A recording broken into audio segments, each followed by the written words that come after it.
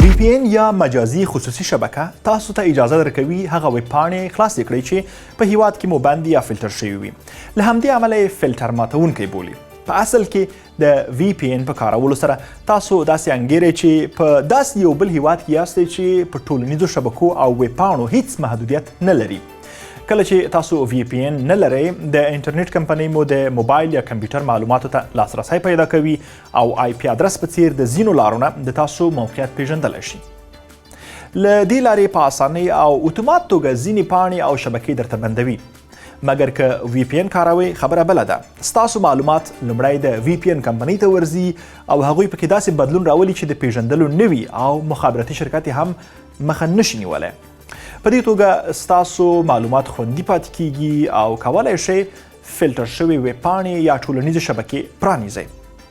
خو خپل موبایل یا کمپیوټر کې VPN څنګه فعالوئ؟ د موبایل اپل سټور یا ګوګل پلی ته ورشئ، VPN ولیکئ. ګڼ VPN-ونه راځي، هر یو چې مناسب و، په دې معنی چې معتبره او ښې ریویوګانې یې اخیستې وي ډاونلوډ کړئ. خو له کارولو مخکې باید اصلي صفحه کې فعال هم کړئ. اوس تاسو موبایل له VPN سره وصل دی او کولی شئ خپلې خوښې وړ پاڼه یا شبکه خلاصه کړئ. که غواړئ نور خلک هم د VPN په کارولو پوه شي، دا ویډیو شریکه کړئ.